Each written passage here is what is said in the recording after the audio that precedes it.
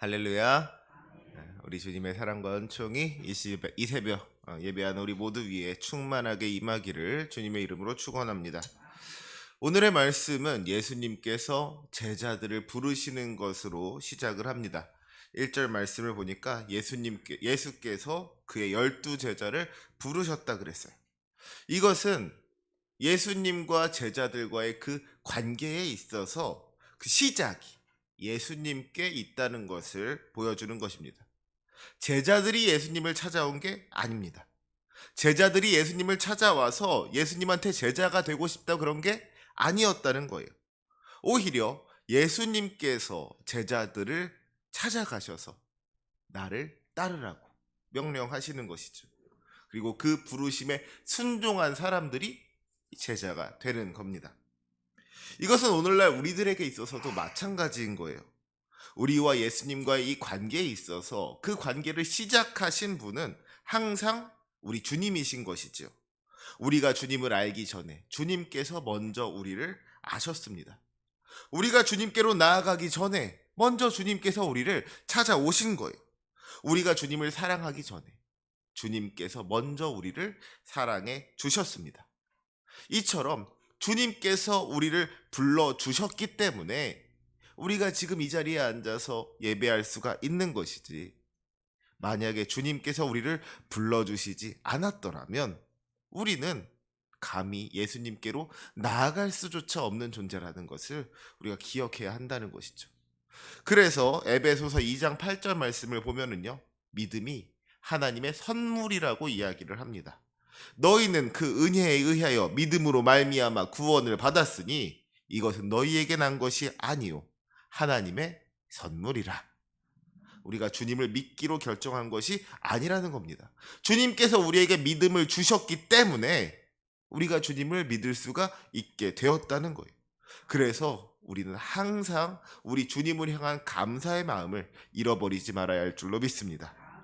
주님, 나를 불러주셔서 감사합니다. 주님, 나에게 믿음 주셔서 감사합니다. 나를 택하사 자녀 삼아 주시고 구원하여 주심에 감사합니다. 우리 안에서 착한 일을 시작하신 우리 주님을 향한 감사의 고백이 반드시 있어야 할 줄로 믿습니다. 특별히 주님께서 제자들을 부르신 데에는 이유가 있는 것이죠. 그 이유가 뭐예요? 주님께서 제자들을 부르신 이유를 알려면 오늘 읽은 본문 바로 앞에 이 마태복음 9장 35절부터 38절까지의 말씀을 한번 살펴볼 필요가 있습니다. 먼저 마태복음 9장 35절의 말씀 같이 한번 읽어볼까요? 35절 시작. 예수께서 모든 도시와 마을에 두루 다니사 그들의 회당에서 가르치시며 천국 복음을 전파하시며 모든 병과 모든 약한 것을 고치시니라. 아멘. 여기에는 예수님께서 이 땅에 계시는 동안에 어떤 사역을 감당하셨는지가 나타나고 있습니다. 주님께서 말씀을 가르치시고 복음을 전파하시고 모든 병과 모든 약한 것을 고치셨다고 그랬어요. 가르치시고 전파하시고 고치시고, 이것을 예수님의 3대 사역이라고 이야기를 하죠. 예수님께서 여러 도시와 마을을 두루 다니시면서 이러한 사역들을 감당하신 거예요. 그런데 이어지는 36절을 보니까 뭐라 그러고 있습니까? 무리를 보시고 불쌍히 여기시니 이는 그들이 목자 없는 양과 같이 고생하며 기진함이라. 예수님께서 정말 열심으로 말씀을 가르치시고 복음을 전파하시고 모든 병과 모든 약한 것을 고치시는데, 그러면서 보니까 여전히 목자 없는 양과 같은 사람들이 너무나도 많은 겁니다. 주님의 도움이 필요한 불쌍한 사람들이 너무나도 많이 있는 거예요. 이것이 예수님 혼자의 힘으로는 감당이 되지가 않는 것이죠. 그래서 마태복음 9장 37절과 38절을 보면 예수님께서 이렇게 말씀하십니다. 이에 제자들에게 이르시되 추수할 것은 많되 일꾼이 적으니 그러므로 추수하는 주인에게 청하여 추수할 일꾼을 보내주소서 하라 하시니라. 목자 없는 양과 같이 고생하며 기진한 사람들, 정말 주님 보시기에 불쌍한 사람들, 그런 사람들이 너무나도 많은데 그들을 돌볼 사람이 적으니까 그 일을 감당할 사람, 예수님과 함께 그 일을 감당할 사람을 좀 보내달라고 기도하라는 거예요. 그리고 이제 오늘의 본문인 마태복음 10장의 말씀이 시작되는 겁니다. 우리 본문 1절 말씀 같이 한번 읽어볼까요? 시작. 예수께서 그의 12제자를 부르사 더러운 귀신을 쫓아내며 모든 병과 모든 약한 것을 고치는 권능을 주시니라. 아멘. 어떻게 보면 참 재미있는 이야기입니다. 조금 전에 예수님께서 제자들에게 명령하셨던 것이 뭐였어요? 추수할 것은 많되 일꾼이 적으니 추수할 일꾼을 보내달라고 기도하라는 것이었습니다. 저 불쌍한 사람들을 섬길 수 있는 사람들, 가르치며 전파하고 치유하는 이 예수님의 귀한 사역을 함께 감당할 수 있는 사람들이 세워지도록 기도하라는 거였어요. 그런데 그 바로 다음에 이어지는 말씀이 뭐예요? 예수님께서 그의 12제자를 부르셨다는 겁니다. 그러면 지금 제자들이 보내달라고 기도했던 이 추수할 일꾼들이 누구인 거예요? 바로 제자들 본인이었던 것이죠. 제자들이 추수할 일꾼을 보내달라고 기도했더니 하나님께서는 바로 그 제자들을 추수할 일꾼으로 세워주셨다는 것입니다. 사랑하는 성도 여러분, 우리 주님은 우리의 기도를 들으시고 응답하시는 분이신 줄로 믿습니다. 주님께서는 정말 다양한 방법으로 우리의 기도에 응답해 주시죠. 때로는 우리가 원하고 바랐던 그 모습 그대로 우리가 기대했던 것을 이루어 주시는가 하면은요, 또 때로는 우리가 전혀 생각하지도 못했던 방법으로, 우리의 상상을 뛰어넘는 방법으로 우리의 기도를 들어 응답해 주시기도 하십니다. 참 주님께서 다양한 방법으로 역사하신다는 거예요. 우리 주님께서 일하시는 방법이 어느 한 가지로 고정되어 있는 것이 아니라는 것이죠. 그런데 그렇게 주님께서 역사하시는 여러 가지 방법 중에서 우리 주님께서 가장 즐겨 사용하시고 또 가장 좋아하시는 방법이 무엇이냐? 그것은 그 기도하는 사람을 통하여서 기도의 응답이 이루어지게 하는 것인 줄로 믿습니다. 주님, 우리 가정이 사랑이 넘치는 가정 되게 하여 주시옵소서. 가정에 화목을 놓고 기도한다고 생각해 보세요. 그러면 주님께서 누구를 통해서 그 기도에 응답을 해 주시겠습니까? 기도는 아내가 했는데 기도의 응답은 남편에게 주시겠어요? 기도는 엄마가 했는데 그 기도의 응답을 자녀를 통해서 해 주시겠습니까? 아니죠. 우리 주님께서 가장 좋아하시는 방법은 기도하는 그 사람을 통해서 응답이 이루어지게 하는 것. 가정의 화목을 놓고 기도한 그 사람이 가정의 화목을 이루는 사람이 되게 하는 겁니다. 주님, 우리 교회가 부흥되게 해주세요. 이 예배당에 빈자리가 없이 차고 넘치게 해주세요. 우리가 교회의 부흥을 놓고 기도하면은 주님께서 어떤 응답을 해주시겠어요? 그래, 그러면 네가 전도해라. 내가 너를 통해서 교회의 부흥이 이루어지게 해줄 테니 열심히 전도해라. 그러지 않으시겠습니까? 주님, 저는 기도만 할게요. 기도의 응답은 다른 사람을 통해서 해주세요. 저는 기도만 할 테니까 전도는 좀 다른 사람 시켜주세요. 그런 기도는 없다는 거예요. 주님께서는 기도하는 사람을 사용하십니다. 기도하는 사람을 통해서 기도가 응답되게 하여 주신다는 거예요. 바라기는 이 시간 우리의 기도가 응답될 수 있기를 원합니다. 여러분의 가정을 향한 기도가 응답되기를 원합니다. 우리 교회를 향한 기도가 응답되기를 원합니다. 이 나라 이 민족을 위한 기도가 응답되고 나아가 온 열방을 향한 기도가 응답될 수 있기를 원합니다. 특별히 그 기도가 기도하는 우리를 통하여 응답되어지기를 소망합니다. 우리를 둘러싼 상황과 형편이 바뀌는 것이 아니라, 우리를 둘러싼 주변 사람들이 바뀌는 것이 아니라 내가 변화됨으로 말미암아 그 기도를 이루는 축복의 사람이 될 수 있기를 원합니다. 그것이야말로 나를 통하여 하나님의 뜻이 이루어지는 것이야말로 참된 기도의 응답이라는 것을 기억하면서 그 주님의 부르심에 응답할 수 있는, 기쁨으로 순종할 수 있는 저와 여러분이 되시기를 주님의 이름으로 축원합니다. 그런데 이렇게 말씀드리면 또 어떤 분들, 부담이 되는 분들이 있을지도 모르겠어요. 그죠? 그 전까지는 내가 별 생각 없이 쉽게 기도했는데 가만히 생각해 보니까 이 기도라는 게 만만한 게 아니구나. 오히려 기도하는 것을 좀 두려워하게 될지도 모른다는 생각이 든다는 것이죠. 추수할 일꾼을 보내달라고 기도했더니 나를 그 추수할 일꾼으로 세워주셨다는 말이 의미하는 게 뭐예요? 우리로 말하자면 주님, 우리 속회가 좀 부흥하게 해주세요 그랬더니 그 기도를 들으신 주님께서 나를 속장으로 세우셨다는 거예요. 주님, 우리 다음 세대가 좀 바로 세워질 수 있게 해주세요. 우리 자녀들을 놓고 기도했더니 주님께서 나를 교사로 삼으신다는 거예요. 그러면 기도한다는 게 이게 좀 부담이 될 수가 있는 것이죠. 하지만 그렇다고 해서 기도를 멈추는 것이 답이겠습니까? 아닌 거예요. 주님께서 부르신다면 그 부르심에 순종하는 것이 구원받은 천국 백성으로서의 마땅한 사명인 줄로 믿습니다. 특별히 이 사명을 감당하는 것을 너무 두려워하지 말았으면 좋겠어요. 우리 1절 말씀 다시 한번 읽어볼까요? 1절 말씀 함께 읽겠습니다. 시작.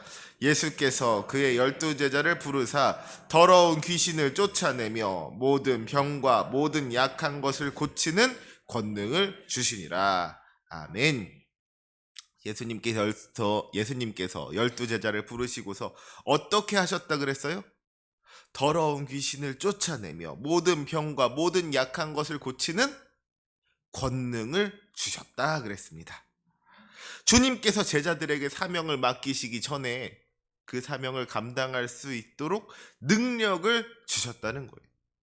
우리가 반드시 알아야 하는 것은요, 우리 주님이 아무 대책 없이 그냥 사람을 세우시는 분이 아니라는 겁니다. 아무 근거도 없이 사람을 불러다가 일하라고 하지 않으신다는 거예요. 주님께서 우리를 부르시고 사명을 맡기실 때에는 반드시 그 사명을 감당할 수 있는 힘과 지혜와 능력을 주시는 줄로 믿습니다. 그 사명을 감당할 수 있는 권능을 주신다는 거예요. 물론 우리는 부족하고 연약하죠. 하지만 우리가 주님의 일을 감당하는 데 있어서 우리의 부족함과 연약함은 아무런 문제가 되지를 않는 겁니다. 주님께서는 우리의 연약함을 통해서 일하실 수 있으신 분이에요. 주님께서는 우리의 연약함을 통하여서 오히려 주님의 크신 능력을 드러내십니다. 지금 예수님이 부르신 12제자를 한번 보세요. 그 중에 누구 하나 잘난 사람이 있습니까? 대단히 똑똑한 사람이 있어요? 세상에서 인정받는 사람이 있습니까? 아닌 거잖아요. 갈릴리 시골 마을에 어부들이 있었고요. 사람들에게 무시받던 세리가 있었습니다. 다른 사람들도 그렇게 내세울 만한 것이 있지 않았다는 거예요. 주님께서 부르시기 전에는 다 지극히 평범한 사람들이었던 것이죠. 우리랑 별 다를 게 없었던 사람이라는 거예요. 그런데 그 사람들이 주님의 부르심에 순종했을 때 예수님의 12제자라는 그 귀한 사명을 감당할 수 있게 된 줄로 믿습니다. 우리 역시 마찬가지라는 거예요. 우리에게 능력이 있어서 사명을 감당할 수 있는 게 아니에요. 우리에게는 아무런 능력이 없지만 주님의 부르심에 순종하여서 주님께서 맡겨주신 그 사명의 자리로 나아가면 능력의 주님께서 우리와 함께하여 주셔서 그 사명 감당할 수 있게 해 주시는 줄로 믿습니다. 우리 주님께는요, 다 계획이 있으신 거예요. 우리의 부족함을 누구보다 잘 아시는 주님께서 우리에게 불가능한 것을 시키시겠습니까? 우리가 못하는 것 억지로 하라고 맡기시겠어요? 아니죠. 아닌 거예요. 오늘 말씀을 한번 보세요. 예수님께서 12제자를 불러서 세상으로 보내시는데 특별히 5절과 6절에 보니까 뭐라 그러셨어요? 주님께서 제자들에게 말씀하시기를 이방인의 길로도 가지 말고 사마리아인의 고을에도 들어가지 말고 오히려 이스라엘 집에 잃어버린 양에게로 가라. 이렇게 명령하십니다. 왜 그랬을까요? 왜 그랬을까요? 이방인들에게는 복음이 필요하지 않았기 때문입니까? 사마리아인들에게는 구원이 필요하지 않았기 때문인 거예요? 그들이 불쌍하지 않았기 때문입니까? 그게 아니죠. 아직 이 12제자들에게 그 사명을 감당할 만한 능력이 없었기 때문인 거예요. 이 사람들이 지금 이제 막 예수님의 제자로 세워진 거잖아요. 그런데 처음부터 어려운 일을 맡기면은 이 제자들이 그 사명 감당할 수가 있겠습니까? 아닌 거예요. 그래서 처음에는 이들을 유대인들에게로 보내시는 것이죠. 이스라엘 집에 잃어버린 양에게로 보내시는 겁니다. 가까운 곳에서부터, 익숙한 곳에서부터 사명을 감당하게 하신 것이죠. 그러면서 이 제자들을 훈련시키시는 거예요. 그래서 마침내 어떻게 됩니까? 오직 성령이 너희에게 임하시면 너희가 권능을 받고 예루살렘과 온 유대와 사마리아와 땅끝까지 이르러 내 증인이 되리라. 처음에는 작은 사명을 감당하던 사람들이 나중에는 더 큰 사명 감당할 수 있게 되는 겁니다. 처음에는 이방인의 길로도 가지 못하고 사마리아인의 고을에도 들어가지 못하고 이스라엘의 집에 잃어버린 양을 향하여 갈 수밖에 없었지만 나중에는 이스라엘의 집뿐 아니라 예루살렘과 온 유대와 사마리아와 땅끝까지 나아갈 수 있게 된다는 거예요. 처음에는 작은 사명을 감당하던 사람들이 나중에는 더 큰 사명 감당할 수 있게 되는 겁니다. 이것이 우리 교회에서도 마찬가지죠. 교회에서 여러분을 붙잡고 일을 시키시는데, 사명을 맡기시는데 처음부터 갑자기 불러다가 지역장 하라 그러겠습니까? 처음부터 갑자기 불러다가 부장교사 시키겠어요? 아니죠. 교사를 해도 처음에는 보조교사부터 시작해서 반도 한번 맡아보고 이것저것 하다가 이 사람이 정말로 쓰임받을 준비가 되었다 그러면 더 큰 일도 맡기는 것이지, 처음부터 큰 일 맡기고 그러지 않으신다는 거예요. 작은 일에 충성하면서 우리를 통하여 역사하시는 주님의 은혜를 경험하는 겁니다. 처음에는 작은 일부터 시작을 하는 거예요. 그러면서 그 은혜를 경험한 사람들은 더 큰 일에도 충성할 수 있게 되는 것이죠. 더 크게 쓰임받을 수가 있게 되는 거예요. 그런데 여러분, 처음부터 작은 일에 순종하지 않은 사람은 어떻겠어요? 끝까지 쓰임받을 수가 없게 되는 겁니다. 주님, 정말 우리를 사용하여 주시옵소서. 주님 앞에 순종하는 마음으로, 헌신하는 마음으로 나아가면 조금씩 조금씩 우리를 훈련시키시고 조금씩 조금씩 우리를 연단시키셔서 마침내 우리를 통하여 역사하시는 주님의 크신 은혜를 경험하게 하여 주시는 줄로 믿습니다. 그것이 능력 있는 사람으로 살게 하는 거예요. 능력 있는 성도로 살게 하는 방법입니다. 처음부터 큰 능력 주시지 않는 거예요. 처음에는 작은 일 맡겨주시면서 작은 능력을 주시는 것이죠. 그러다 나중에는 큰 사명 맡겨주시면서 그 큰 사명 감당할 수 있는 큰 능력도 주시는 줄로 믿습니다. 바라기는 이 시간 기도하는 우리 모두가 큰 능력의 사람 될 수 있기를 원합니다. 큰 사명 감당할 수 있는 사람 될 수 있기를 원합니다. 그러려면 먼저 처음에 작은 일에 충성할 수 있는 저와 여러분이 되시기를 주님의 이름으로 부탁을 드립니다. 사랑하는 성도 여러분, 사명을 감당한다는 것이 우리가 생각할 때는 참 힘들 것 같고 어려울 것 같지만, 그래서 못할 것 같고 불가능할 것 같지만, 우리가 주님의 부르심에 순종하기만 하면 그 불가능해 보였던 일들이 이루어지는 놀라운 은혜를 경험하게 될 줄로 믿습니다. 우리가 부르심에 순종할 때에 주님께서 역사하여 주시는 줄로 믿습니다. 우리와 함께 하시며 우리를 도우시는 하나님, 부족한 우리를 통하여서 큰 일을 행하시는 우리 주님을 믿고 의지하면서 그 주님의 부르심에 순종하는 믿음으로 나아갈 수 있으시기를 바랍니다. 오늘도 주님께서는 여러분을 부르고 계세요. 오늘도 우리들 각자에게 주어진 그 사명의 자리에서 믿음으로 순종하여 하나님의 계획을 이루고 하나님의 나라를 이루는 착하고 충성된 종이 되시기를 주님의 이름으로 축원합니다. 아멘. 기도하시겠습니다.